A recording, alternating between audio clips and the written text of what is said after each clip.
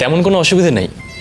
ডাক্তারবাবুর ধারণা ঠিকঠাক যত্ন, সঠিক সময় খাওয়া দাওয়া আর রোজ বিকেলে গঙ্গার ধারে হাঁটা, ব্যাস এতেই উনি একেবারে সুস্থ হয়ে উঠবেন। আর আর ওষুধপত্র, ভাইদের কোনো ওষুধপত্র লাগবে না? সেসবের কোনো প্রয়োজন নেই। ওনাকে ঠিকঠাক সময়ে পুষ্টিকর খাবার খাওয়াতে হবে, এটাই ওনার একমাত্র ওষুধ। ওনার যেন ভালো করে যত্নআত্তি করা হয়। আর 7 দিন পরে উনি আবার দেখবেন ওনাকে, তখন আপনারা ওনাকে নিয়ে আমাদের ডাক্তারখানায় চলে আসবেন, কেমন? আসুন, আমি ইয়েস স্যার। আসুন, আমি এগিয়ে দিই। নমস্কার। কি যে ভালো লাগছে, কোনো চিন্তাই রইল না। আসুন আসুন। দেখেছো তোমরা আমাকে নিয়ে কত চিন্তা করছি, দেখো আমি একদম ঠিক আছি। আর সেবা শুশ্রূষা, তোমার মতন স্ত্রী যার আছে সে আবার সেসব নিয়ে ভাবে নাকি? যাক, অনেক বড় দুশ্চিন্তা দূর হলো।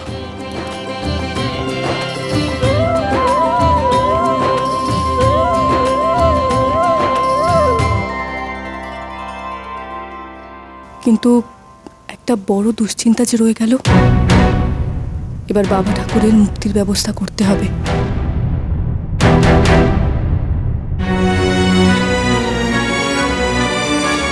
রায়চৌধুরী মশাই যেমন হুকুম করেছিলেন, আমরা ঠিক তেমনিভাবে ওই টাকা কড়ি মালপত্র সব হাতিয়ে নিচ্ছি দুর্লভবাবু।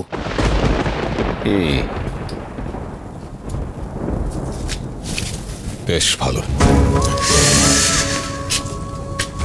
তেনারা এখন কোথায়? কোথায় আর যাবে, দেখুন ওই মামা ভাগ্নে মিলে হয়তো পালকি খুঁজতে বেরিয়েছে, গ্রামে ফিরে যাবে বলে। ও, তোমরা জানো না তেনারা এখন কোথায়, তাই তো? উজবুকের দল। তোমার কি মনে হয় ব্রজেশ্বরের বড় বউ একবার হেরে গিয়ে এমনি এমনি এখান থেকে বাড়ি ফিরে যাবে? হ্যাঁ, ভুল করেছো, ভয়ঙ্কর ভুল করেছো। ভুল? কি ভুল করেছি? বাঘ গুলি খেয়েছে মানে সে মরে গেছে, এটা ভাবা সব থেকে বড় ভুল। অত বাঘ আরো বেশি ভয়ঙ্কর হয়। ওরা এখন কলকাতায় কোথায় আছে না আছে সমস্ত কিছুর উপর নজর রাখা উচিত ছিল।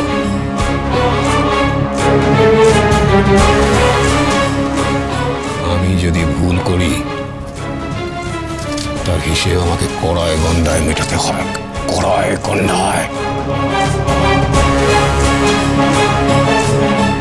তাই আমি চাই না, আমি অন্য কারো ভুল কিছুতেই সহ্য করতে চাই না, আমি পারবো না।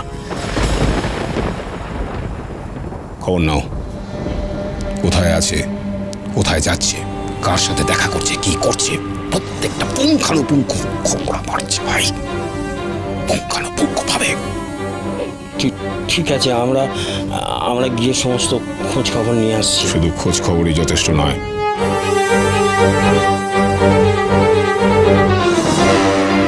দেখতে হবে যাতে কোনো মতেই ওরা গ্রামে না ফিরতে পারে। ওদেরকে এখানেই খতম করতে হবে, এখানেই খতম করতে হবে, এটা রায়চৌধুরীর হুকুম।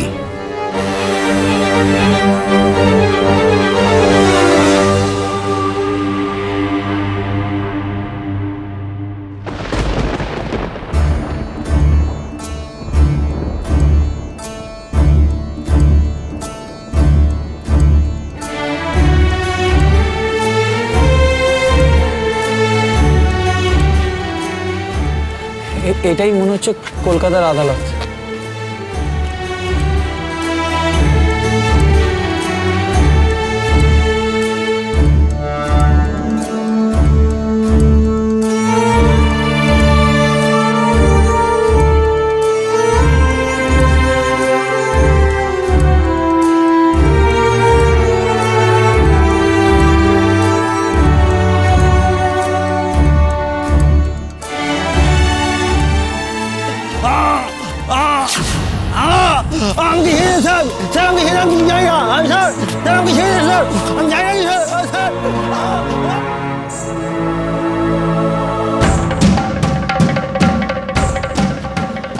দাদা শুনুন শুনুন, বলছি ওনাকে ওভাবে মারা হচ্ছে কেন? কি করেছেন উনি? কি দোষ বুঝতে পারলেন না? আরে ও তো নেটিভ, আবার সাহেবদের নিয়ম মানে না, চাবুক তোকে খেতেই হবে। এই অন্যায় অত্যাচার বন্ধ করতেই হবে আমাকে।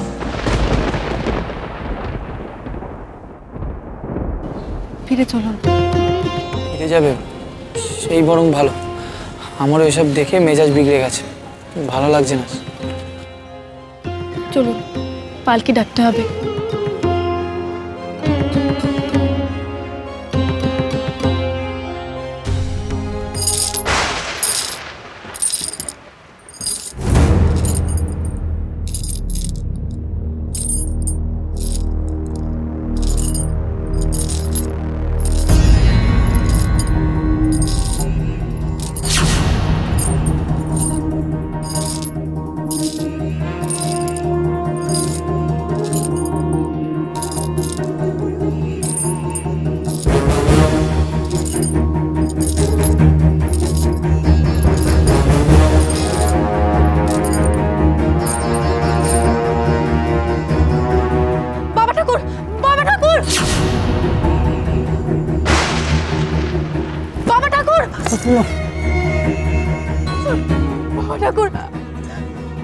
মায়ের গলা না? মা কি ডাকলো আমাকে? কিন্তু মা কোথায়?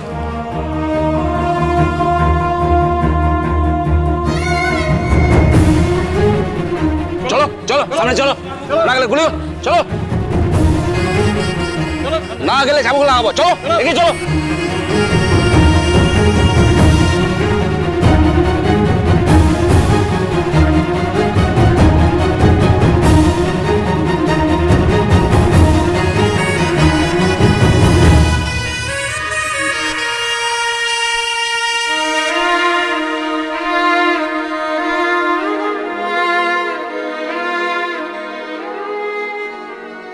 আপনি আমাকে ধরে রেখেছেন কেন? পুরো বাবা ঠাকুরকে কোথায় নিয়ে যাচ্ছে? আমাকে দেখতে হবে, ছাড়ুন। এখন তো বিচারেরও সময় না, বুঝতে পারছি না কোথায় নিয়ে যাচ্ছে ওনাকে। ও মশাই, মশাই একটু শুনবেন? আমাকে ডাকছে? হ্যাঁ, বলছিলাম যে ওই ভদ্রলোকের শেকল দিয়ে বেঁধে টানতে টানতে নিয়ে গেল না, ওনাকে কোথায় নিয়ে যাচ্ছে বলতে পারবেন? কই, কাকে? আমি তো ঠিক খেয়াল করিনি। তবে শেকল বেঁধে যখন নিয়ে যাওয়া হচ্ছে তখন নিশ্চয়ই ওর বিচার হবে এখানে। এই আদালতে? তা নয় তো কি, আজ আদালতের গড়াতখানায় ওকে চালান করা হচ্ছে, কাল ওখানেই ওর বিচার হবে।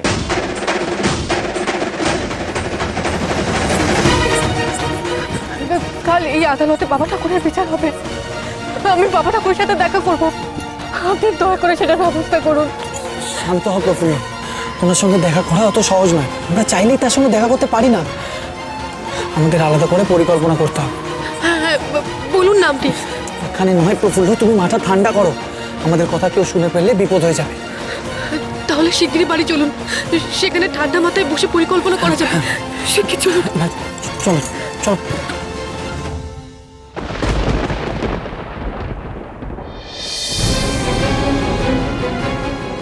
পালকি, তাড়াতাড়ি এসো।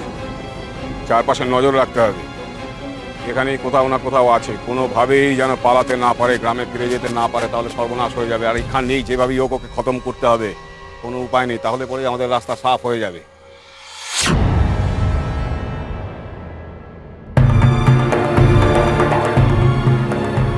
কি হলো বাবু, কোনো সমস্যা হয়েছে? দেখ দেখ দেখ,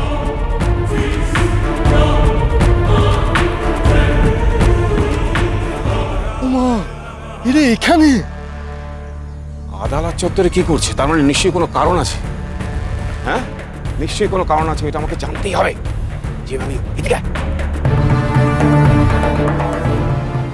পতিত পাবন, ও পতিত পাবন,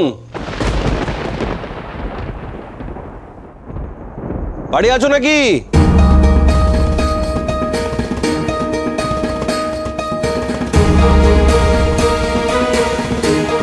কে আপনারা?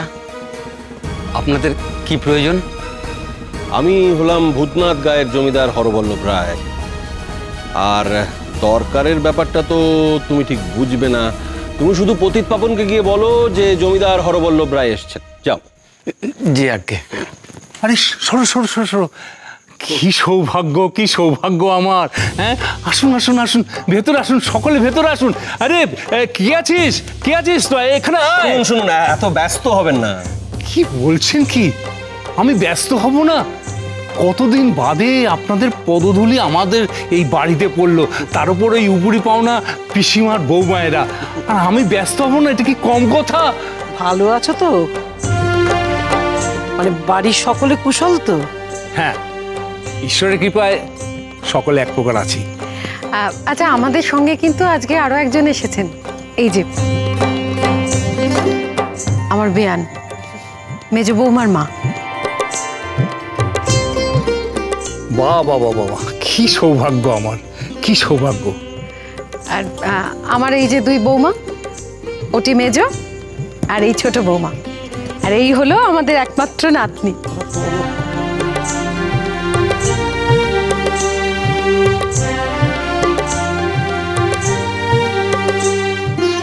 বাহ বাহ বাহ বাহ, ভারী মিষ্টি মেয়ে তোমরা, ভারী মিষ্টি মেয়ে।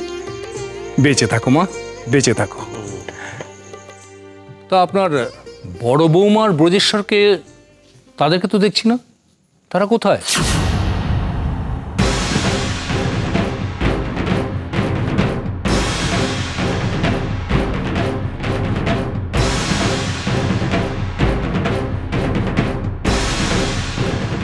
সে কি তারা এখানে আসেনি? না, অবশ্য আমিও ছিলাম না, আমি তো তীর্থে গিয়েছিলাম, এই তো আজ সকালেই ফিরলাম। সর্বনাশ!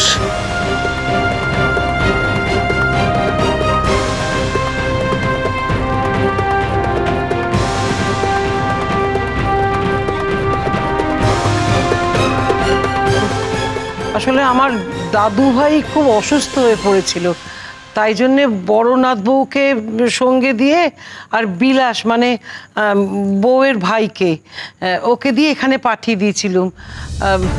তো ওদের তো তোমার কাছেই ওঠার কথা বাবা। হ্যাঁ, মানে বিলাসকে সঙ্গে পাঠিয়েছিলাম বলে তো আমরা খুব নিশ্চিন্ত ছিলাম। বিলাস তো আপনাদের এই বাড়ি চেনে। ও, তাহলে কি ওরা এখানে এসে বাড়িতে তালাবন্ধ দেখে ফিরে চলে গেল? না, ফিরে যাবে কোথায়?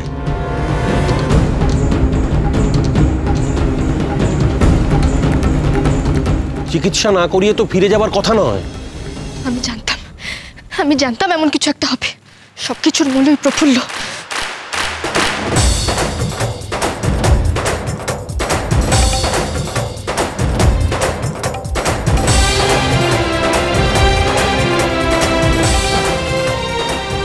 তুমি আবার এর মধ্যে বড় বউকে টানছো কেন? শুনছো তো যে ওনারা তীর্থে গেছিলেন, ঘরে হয়তো তালা বন্ধ ছিল, এর মধ্যে বড় বউ আসছে কোত্থেকে?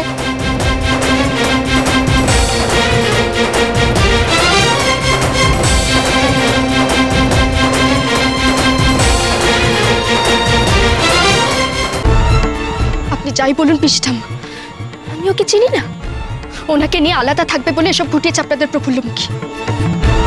এবার আর কি ঘটাবে কে জানে।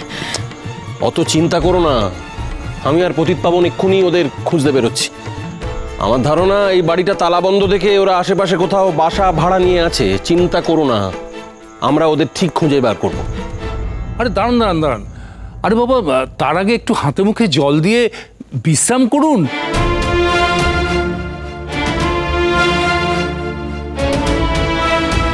হ্যাঁ, এই শোনো, তুমি না ঘরগুলো বেশ সুন্দর করে পরিষ্কার করে ভালো করে বিছানা করে দাও, বুঝেছো?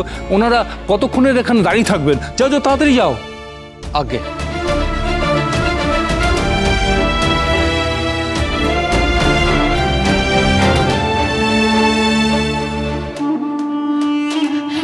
আপনি যেভাবে ওনাকে তাড়াতাড়ি খুঁজে বের করুন মহামশাই। আমার মন বলছে একটা বড় বিপদ আসছে। যেখানে প্রফুল্লমুখী আছে সেখানে বিপদ ছাড়া কি বা আসবে। আর অসুস্থ মানুষটা যে কোথায় গিয়ে পড়লো কে জানে। এই জন্যই বারবার আমার মনটা কু ডাকছিল।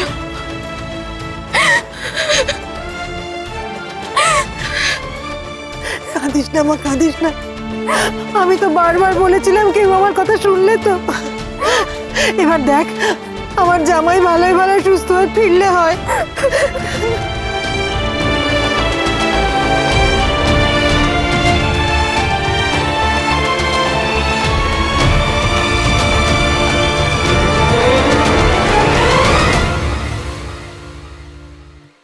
আপনি একটু আমার সঙ্গে বাইরে চলুন তো, আমরা আশপাশটা একটু খুঁজে দেখে আসি। আশেপাশে মানে এ কি অজপাড়াগা নাকি? এ তো হলো কি কলকাতা শহর। আরে বাবা দেখুন, ওরা ঠিক কোথাও একটা আস্তানা গেড়ে আছে। আর তাছাড়া এত বড় কলকাতা শহরে আপনি ওদের খুঁজবেন কোথায়? আরে বাবা তাছাড়া আপনার বোজেশ্বর আর বড় বৌমা তো আর বাচ্চা ছেলে মেয়ে নয়। আর তারপর তো আপনি বললেন যে ওই আপনার শ্যালকও বা ওদের সাথে আছে। দেখবেন ওরা ঠিক একটা ভালো আস্তানা খুঁজে ওরা খুব ভালোভাবে আছে, আপনি চিন্তা করবেন না তো।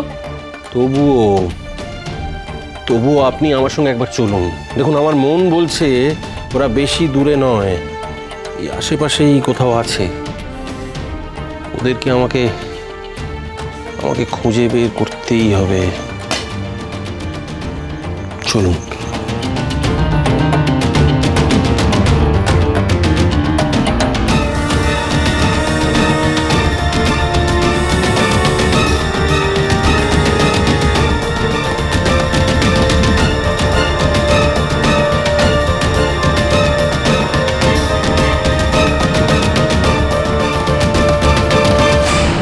যখন একবার বাবা ঠাকুরকে খুঁজে পেয়েছি তখন আমরা কাল এজলাসে উপস্থিত থাকবো।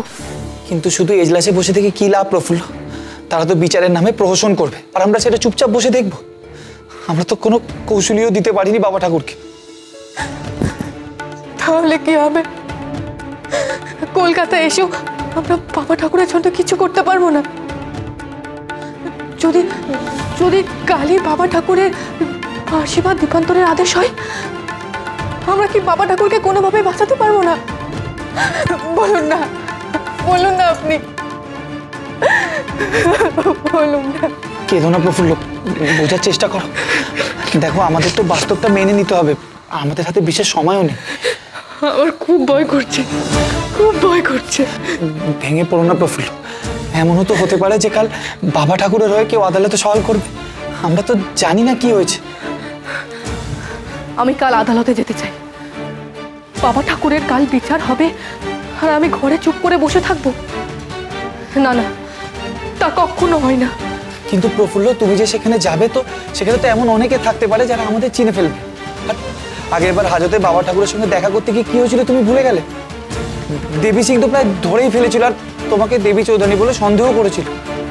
তবু আমি যাব। আচ্ছা এক কাজ করলে হয় না? আমরা যদি ছদ্মবেশ নিই তাহলে কেউ আমাদের চিনতে পারবে না। আমার শুধু একটাই চিন্তা হচ্ছে, কাল বিচার শেষ হয়ে বাবা ঠাকুরের সাজা ঘোষণা না হয়ে যায়। আমারও তাই চিন্তা প্রফুল্ল। বাবা ঠাকুরকে ফাঁসি বা দীপান্তরে পাঠানোর চেষ্টা যেন তেন প্রকারে করবে কোম্পানির লোকজন। কখনো না, আমি তা হতে দিতে পারি না। বাবা ঠাকুরকে ওরা ধরেছে দেবী চৌধুরানীর খোঁজ পাওয়ার জন্য। যদি পরিস্থিতি তেমন হয় তাহলে বাবা ঠাকুরকে বাঁচানোর জন্য আমি আদালতে জানিয়ে দেব যে আমি দেবী চৌধুরানী।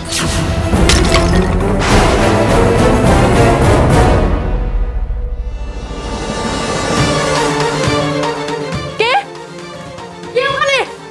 কে আছো? কে?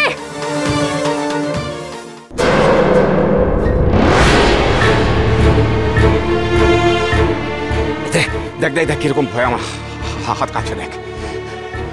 ওমা ওমা, তাই তো। কিন্তু আপনি কি এমন শুনলেন যার জন্য এতটা উত্তেজিত হয়ে পড়েছেন? দেবী চৌধুরানীর নাম শুনেছিস? দেবী চৌধুরানী? নামটা কেমন শোনা শোনা লাগছে। আচ্ছা, আপনি কি আসলে ওই ডাকাত রানীর কথা বলছেন, যাকে ওই ব্রিটিশ সরকার হন্যে হয়ে খুঁজছে, যার মাথার দাম অনেক? বাহ বাহ বাহ, যতটা বোকা ভেবেছিলাম ততটা বোকা তুই নোস।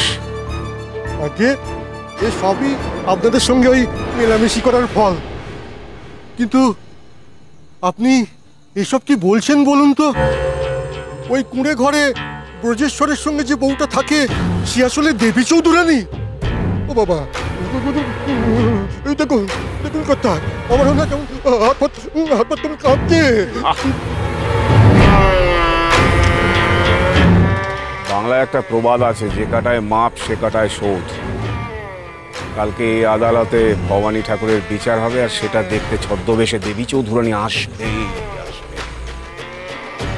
দেবী চৌধুরানীকে ধরিয়ে দিয়ে পুলিশের কাছ থেকে ইনাম নেব, দুজনেরই ফাঁসি হবে। আর দেবী চৌধুরানীর ফাঁসি মানে প্রফুল্লর মৃত্যু।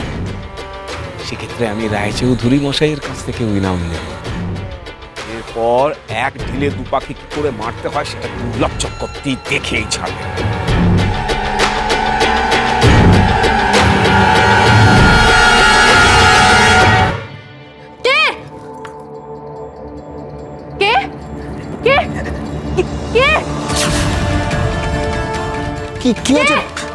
কি হচ্ছে প্রফুল্ল?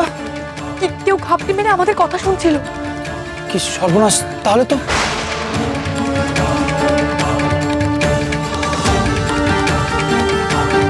আমি বুঝতে পারছি না সে আমাদের কথা শুনেছে কিনা। আর যদি শুনে থাকে তাহলে তো সে তো জেনে যাবে যে আমি দেবী চৌধুরানী। সে কি শুনেছে?